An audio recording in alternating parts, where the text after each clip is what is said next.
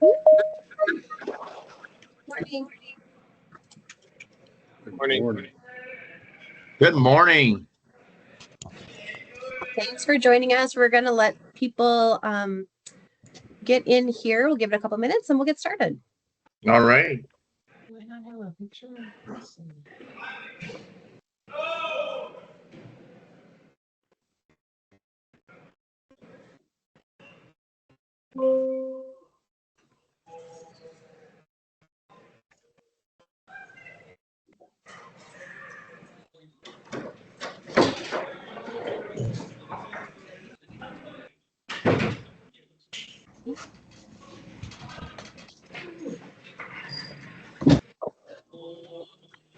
Do we have a staff meeting today?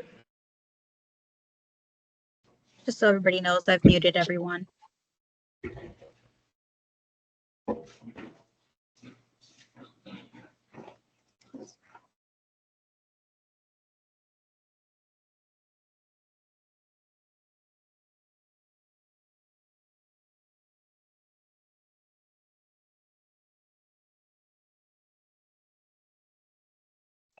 Hello?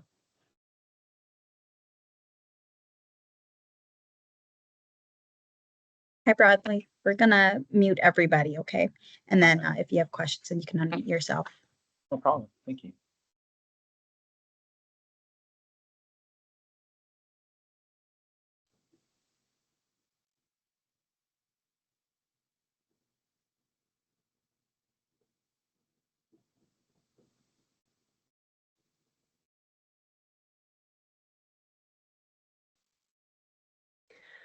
All right, I see folks are still joining us, but let's go ahead and get started. Thanks everyone for being here. Nice to see some familiar faces.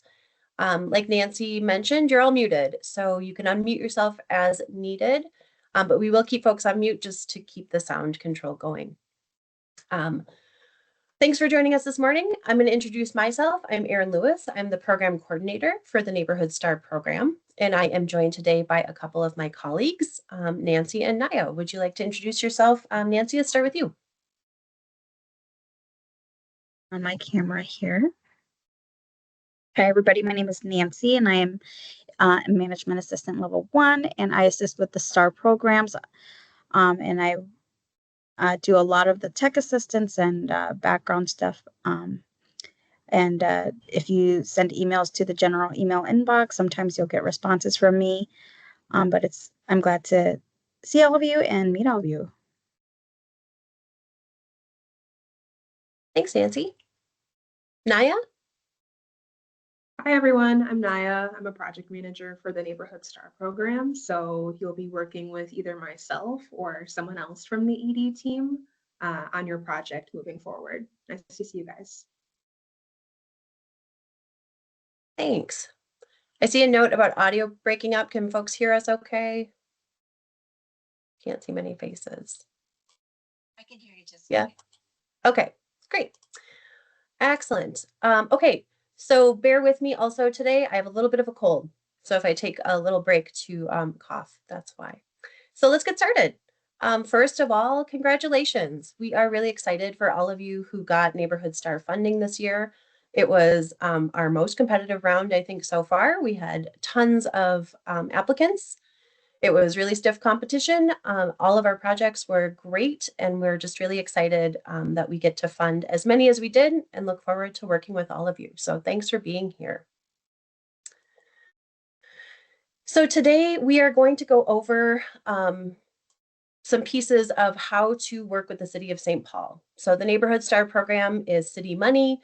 There's lots of different pieces to it, but hopefully this will help make it easier as you go. So what we're going to cover today are a few things: some tips and reminders, how to work with a project manager, how to get under contract, insurance requirements, compliance requirements, which is probably going to be the biggest part of the workshop today, our closing fee, how to do payments, retainage, and timing, and then just a call about how we would like to hear from you throughout your project.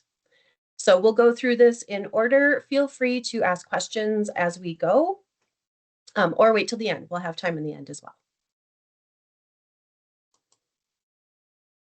So a few tips just to start. Think about your timing for Neighborhood Star. The first thing to know is that everyone who got awards this year has until the end of next year, so 2025, to get under contract with the city. Oh, yes, I will share the slides when I'm done, and it'll be on our website. We're recording this as well. So you don't have to worry about taking copious notes. Anyway, make sure that, yeah, you get under contract by 2025. So the reason that that's really important, even if you're not quite ready to go with your project, is because we have so much need every single year. If folks don't get under contract in time, we take the funds back to regrant them for people who are ready. So just make sure that you think about in your timeline, getting under contract as soon as possible, and then making at least one draw by 2026. Some people will be ready to go way earlier than that, but just wanted to point that out first. Another really important point is that STAR projects are subject to city compliance requirements. So depending on the amount of your award, the cost of your project, what kind of funding sources you get, there are different compliance elements that you'll want to be aware of as you go throughout the project. And we'll go through those in more depth today, but those are really, really important because we cannot release funds that aren't in compliance. Another thing I want to note is that we can only reimburse folks for eligible STAR expenses. So this year we had a lot of applications that included both eligible and ineligible expenses. So as a reminder, STAR can pay for capital improvements that are physical improvements, permanently affixed with a lifespan of 7 or more years, and some of the soft costs related to those improvements. So just wanted to remind everyone, like those are the things we can pay for. If there are other parts of your project that aren't eligible, that is totally fine, but we can't use STAR funding for those pieces. Another thing to keep in mind is just keep good records throughout. If any of you have worked with public funding before, you know there's lots and lots of records that we need. So we're going to need invoices, proof of payment, proof of work performed. So just make it a habit as you go to keep all the documentation related to your project. It'll make it easier for you. And then finally, just plan ahead. Our PED team is small and mighty, and we are great, and we are doing hundreds of projects at any given time. So have some patience with us and just know the process can be slow. It can take up to 4 weeks to get a request in and then a check in your mailbox. Hopefully it takes less time, but just be aware of that as we go. Questions about any of those things so far?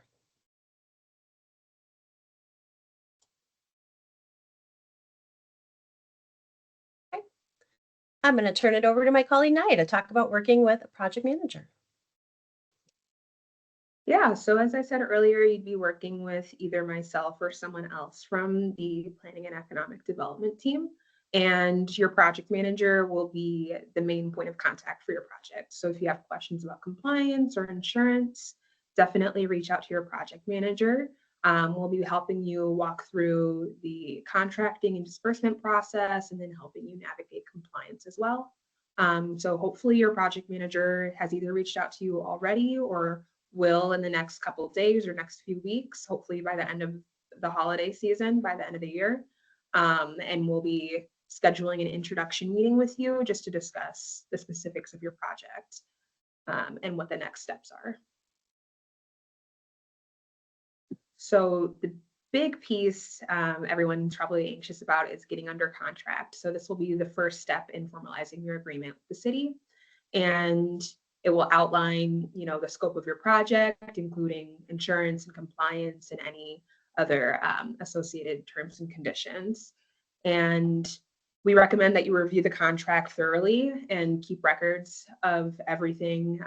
And once you sign your contract, you'll be sent the fully signed copy.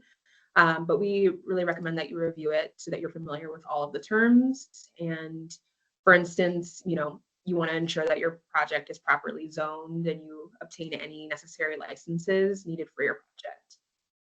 And you will have until the end of 2025, so December 31st of 2025 to get under contract. And during the duration of your contract and leading up to the contract execution, you just want to make sure that your business is in active and good standing with the Secretary of State. And if you are anxious to get started about this contract, you can review the sample contract, the statement of work, and all other documents on our website.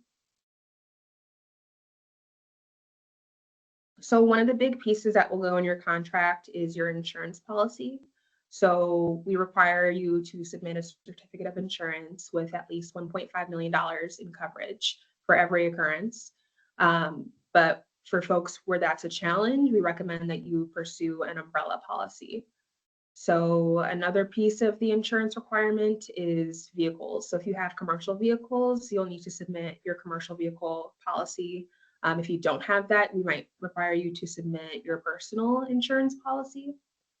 And then if you have fewer than 10 employees, you may be exempt from the workers' comp insurance. But all of our insurance is based on a project by project basis. So I would recommend just sending your policy to your project manager, and then they'll check in with our risk manager to get it approved, or the risk manager will grant any necessary waivers. But the main contact for insurance is Mark Lorenzen, and he's not on the call today, but your project manager, like I said, will help walk you through the insurance process as well. Thanks, Naya. Any questions about contracting or insurance or working with project managers?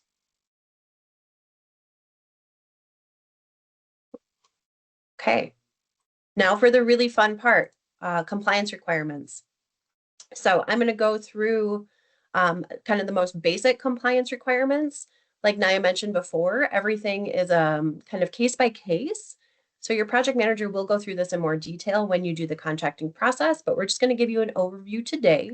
The folks who manage compliance are not on this call, but we've got their contact information, all of which is to say Naya, Nancy, and I have some expertise in this area, but probably not all of it. So if you've got questions we can't answer, we will forward you to them. But compliance relates to requirements for any entities that do business with the City of St. Paul. And it is so that we meet federal, state, local, and funder requirements. And so when we say compliance, that's what that term means. We're meeting all of those different requirements.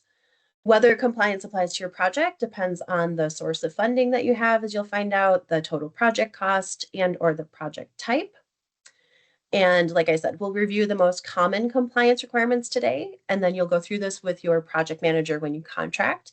You will also have the opportunity to do a pre-construction meeting with your project manager and our compliance team. So lots of opportunities to go through this again, but compliance can sometimes impact your timeline, your project costs, so we just want to make sure you're aware going in. So the Human Rights and Equal Economic Opportunity, or HERO team, are the folks in the City of St. Paul that are responsible for monitoring and enforcement of all of our compliance. We ban discrimination based on these classes, so I don't think this would be a surprise to anybody, but we cannot discriminate, and nobody who gets our funding can discriminate based on race, color, disability, religion, creed, age, marital status, familial status, sex and gender identity, sexual or affectional orientation, national origin, ancestry, or status with regard to public assistance. So the HERO team does do investigations of discrimination in these areas here: education, employment, real property, public accommodations, public services, credit, business, where most of you fall, and reprisal. So this is just to say, please make sure that you're being consistent with the City of St. Paul standards here. That also includes being in compliance with earned sick and safe time. And there's some information here about how you accrue and use that. And then also being in compliance with minimum wage requirements, which are listed here. All right, affirmative action.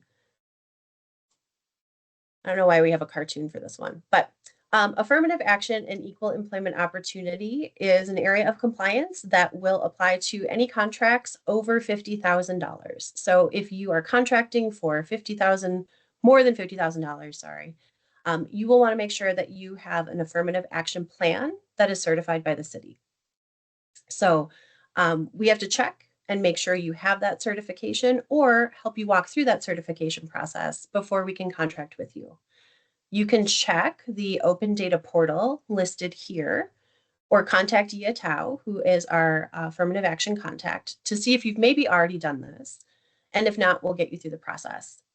There is a $75 fee that applies, and affirmative action and workforce participation goals that you set in that document apply to construction projects.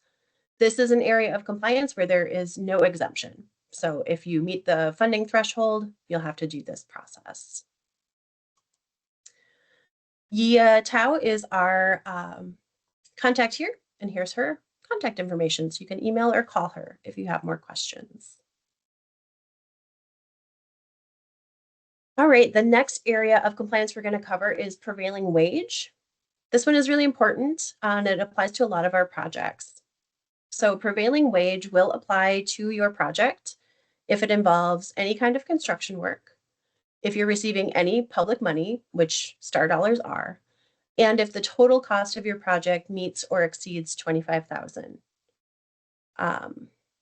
Prevailing wage is essentially a minimum wage for construction workers. So if this applies to your contract, you will get a document in your contract that lists all of the hourly rates for various types of construction work. And your contractors will need to ensure that they are paying those rates for anyone who works on your project. If prevailing wage applies, here's what you have to do. When you are out looking for contractors, make sure to mention it to them. A lot of our contractors in the city of St. Paul or who work with folks in the city of St. Paul are well aware of prevailing wage, so it won't even be a big deal for them. Others don't like to do it. So it's important to mention up front that this is a requirement. Make sure to include all of that prevailing wage paperwork to your contractors. And then throughout the contract or throughout the project, your contractors will have to submit payroll information to make sure that they are in compliance. And if for some reason they don't do that or we don't have documentation, it can delay your payment. So we'll talk more about how payments work in the future, but just know that HERO and PED have to approve every single payment. So we'll want to make sure that all the compliance is covered before we can get a check out the door to you. Again, all of this will be discussed in your pre-construction meeting. And if you have questions in the meantime, there is this contract compliance email you can use. Or you can contact Ethan Hansing. He is our contact for prevailing wage.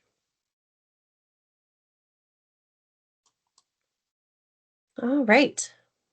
Moving on to vendor outreach program. So the vendor outreach program is a business inclusion program. So if you get city funds, this program helps us kind of share the wealth by having goals to reach out and work with minority-owned, woman-owned, or small businesses. And so anyone with a total project cost over $50,000 will have VOP compliance required.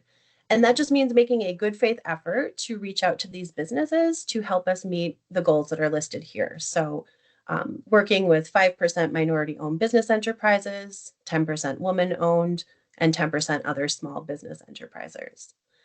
The folks that you can reach out to meet this goal are on what's called our CERT list.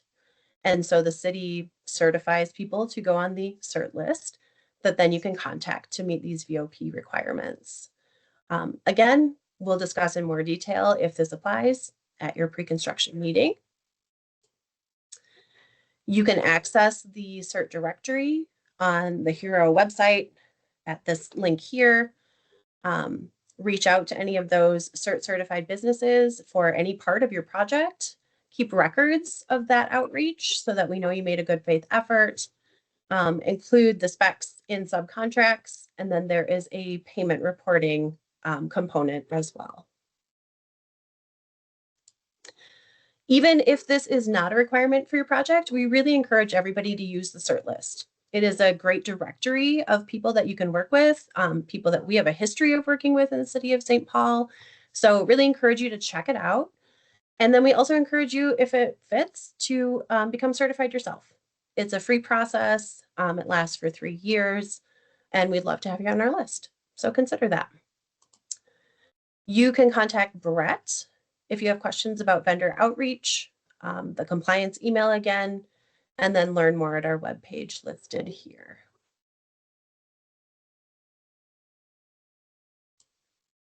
All right, just a few more areas of compliance. Minnesota business subsidy law. So business subsidy law applies to any business receiving a state or local government grant. And it says that you must have a defined public purpose, and you must set goals for job creation, wages, and benefits to be achieved within 2 years of receiving assistance. Most of you wrote about this in your application because we asked you about it. So you've got a head start here. This applies to anyone getting $25,000 or more in grant funds, with a couple of exceptions for nonprofits or that you can read below. Or if you have a higher grant amount, 150,000 or more, business subsidy applies, and you have to do things like have a public hearing and have more specific wage and job goals, along with 5-year commitment to continuing operations. And then for this one, we report to the state annually. That's something that we as a city department do, so we would work directly with you about what that reporting would look like if needed at this $150,000 threshold. If you have questions about business subsidy law, you can contact Jenny Wolf. She is our debt administrator at PED, and here is her contact information.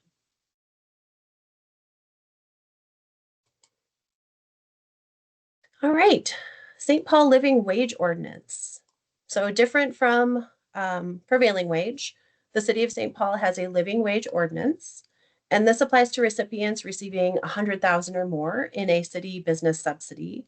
Again, unless there are some exemptions, and you can read about what those are here. Mainly those are for smaller businesses or nonprofits. And what this says basically is that you have to pay a living wage if you get this amount of subsidy. That living wage is noted here. It's 130% of the federal poverty level for a family of 4, which in 2024 is $19.50 per hour, or 110% of federal poverty for a family of 4 if you include health benefits, and that rate is $16.50. Wages change annually. So if this applies to you, you'll want to check each year what the wages are. And there is annual certification required demonstrating compliance. Again, Jenny is your contact if you have specific questions about the living wage ordinance.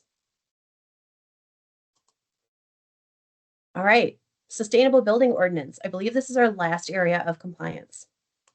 So this ordinance says that any projects receiving more than $200,000 in public assistance are subject to sustainable building ordinance.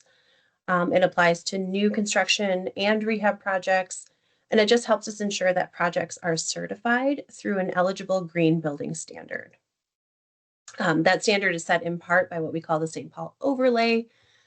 This is a little more technical and a little more detailed. I'm not even sure that it applies to anyone on this call today, but if somehow your whole project includes more than $200,000 in any public funds, this is something that you'll want to talk about with your project manager, and then they will help you work with Kurt Schultz about how to manage the details on this one. And this is Kurt's contact information. I see one question. How is this different than prevailing wage?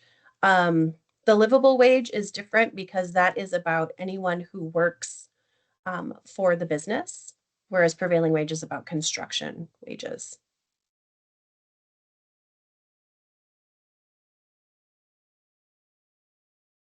Any additional questions?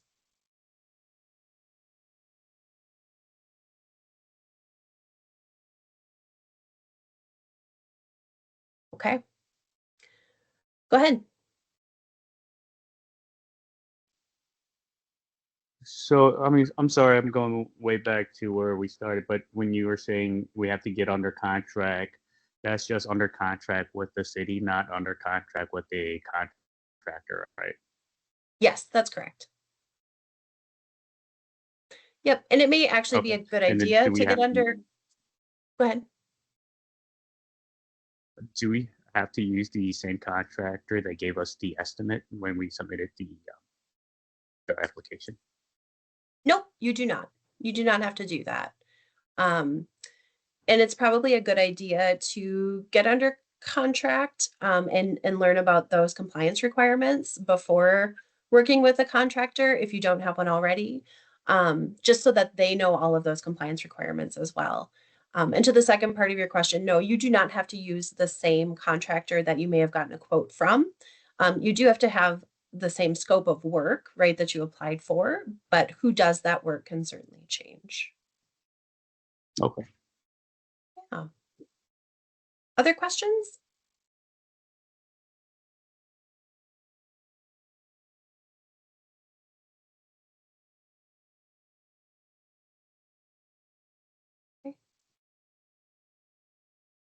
All right, before we leave compliance, then I'll just say one last time, like it's a lot of details. Your project manager will go over it with you and our hero team will go over it with you. So don't worry too much about it. How is prevailing wage calculated if you do some construction work yourself? I don't know that it is in that case, but that would be a question for Ethan, unless Naya or Nancy knows the answer.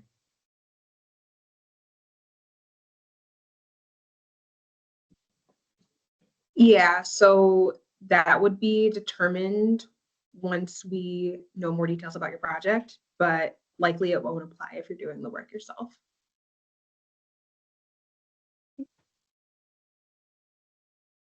All right. I am going to turn it over to Nancy to talk a little bit about our closing fee and our reimbursement process. All right. So for construction costs, when you are requesting reimbursement, a general practice that the city has is we charge a closing fee of 1% of your total award, or of your STAR award. And so basically how that would typically look like in a disbursement would be, say you are allocating $50,000 to construction costs, then we can release funds up to $500 less than what your grant is. So your closing fee would be $500, and that would need to be paid prior to disbursement. I'm sorry, I'm confusing the closing fee with the retainage. So the closing fee is something that we charge, and this is yes, a general practice that the city has, and so it's 1% of your grant, and you pay that prior to prior to requesting a disbursement or a reimbursement of costs that you've incurred for your project. And you just write a check to the city of St. Paul for the amount that's due. And typically your project manager will provide an invoice to you that has that information. And then for the reimbursement process, we are a reimbursement/disbursement program. So if you incur a cost and you need to pay your contractor, you can request for a disbursement. We're pretty flexible in that we're not strictly reimbursement where you would have to submit, your invoice and receipts before you can get any type of payment. If you are in the process of your project and your contractor is requiring payment ahead, then we can work with you. So you can provide your invoices to us, and then we can issue a disbursement.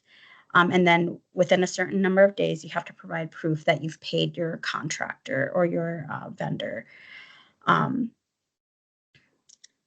All requests do get reviewed internally by several folks just to make sure everything's in compliance with our policies and procedures and the law. And I talked a little bit about this before, we do have a 5% retainage that we apply to construction costs. So as I was saying before, if you have a $50,000 grant, we retain 5% of that. And we don't release it until your project is complete. And we consider your project complete if you provide to us full lien waivers or an AIA certificate, and any permits or something that's required from the city that says your space is ready to be in business. When you are requesting a reimbursement, there is a disbursement form that we use, and the grantee will need to sign that along with the project manager and the program coordinator. So it gets reviewed, as I said, by several people. Your project manager will be looking over it. The program coordinator will be looking over it. I may look at it, and some other folks might look at it. So because these are city funds, these are taxpayer dollars, we try to be really good stewards of the money. And so we make sure that everything is in compliance, which is why it may take a little while before you receive a payment. But from the day that it gets approved, it may take about 10 to 14 days for a check to be cut.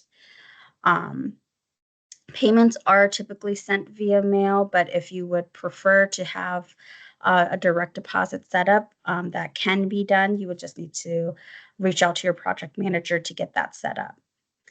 And as you're going through your projects, make sure you're keeping very good records of your expenses and your payments. Make sure that all of your documents are legible. Sometimes we get receipts that aren't very clear and the date's missing, so we can't determine if it's within the eligible period. So just make sure that all of your documents are well kept and well detailed, so that we can so that it helps our process go a lot faster. Thanks, Nancy. Questions about those pieces?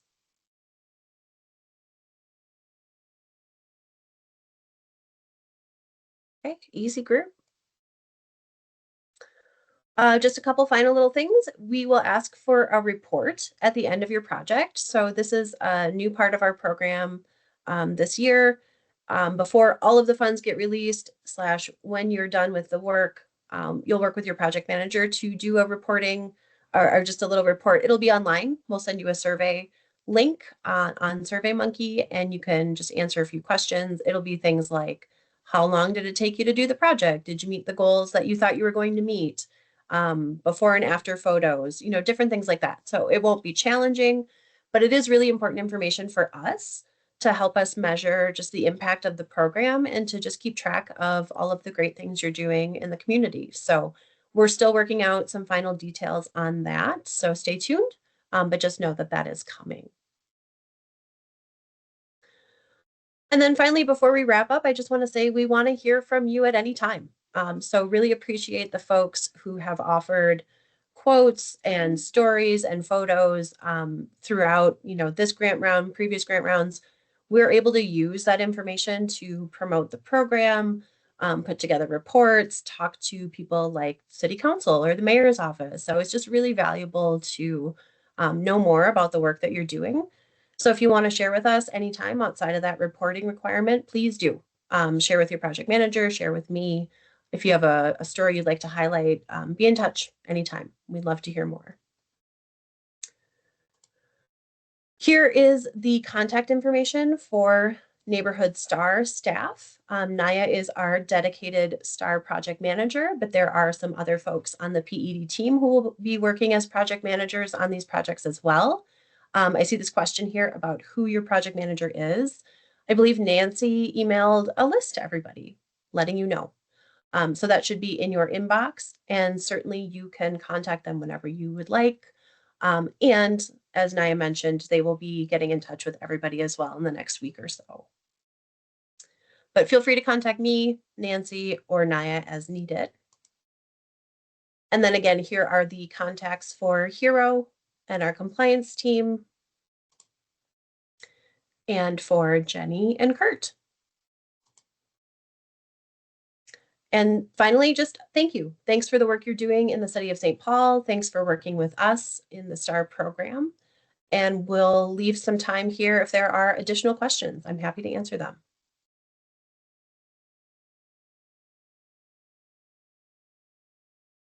Thanks, Kim.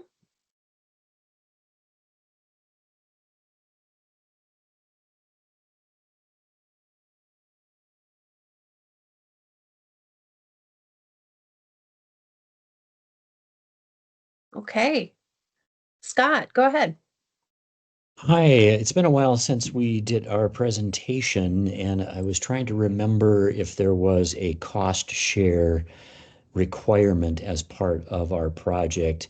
I vaguely remember that if there was additional money that was needed that would enhance and provided by us, that would enhance our ability to receive a grant, but I couldn't remember if there was an actual cost share requirement.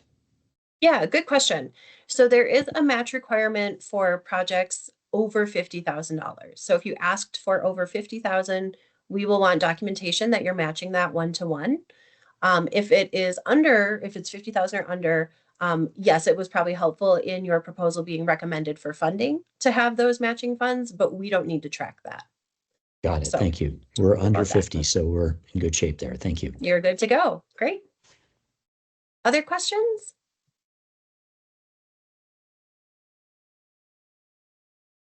Oh, thanks. Yeah, the recording will be available on our website in a couple of days. I can email slides if you want them. Just send me an email and I'll send them over. But they will be online as well.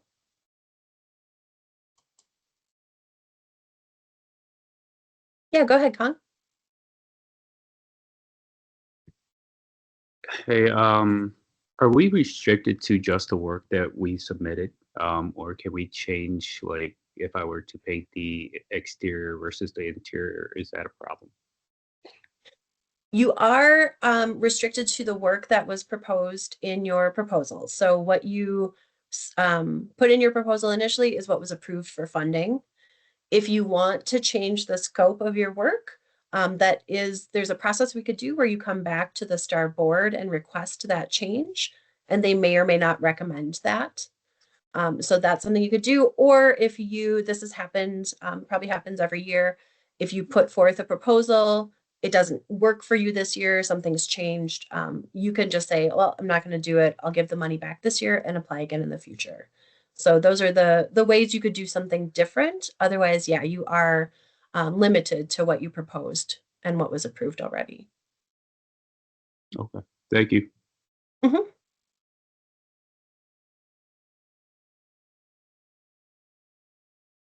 Other questions? Big thanks to the whole team for being so thorough. Really appreciate it. Oh, thank you. Yeah, It ditto. helps. Thank you. Oh, thanks, Sorry. everyone. It helps us too. The more you can be prepared, the more we can help you. So glad this is helpful. Like I said, we'll post it, we'll share it. If and as questions come up as you go, be in touch anytime. Our team is really good about getting back. So we are here to help. Awesome. Thank you so much, guys. Yeah, Have a good thank rest of the you. week. Sure. Yeah, have a good day. Appreciate you guys. Bye. Yeah, bye.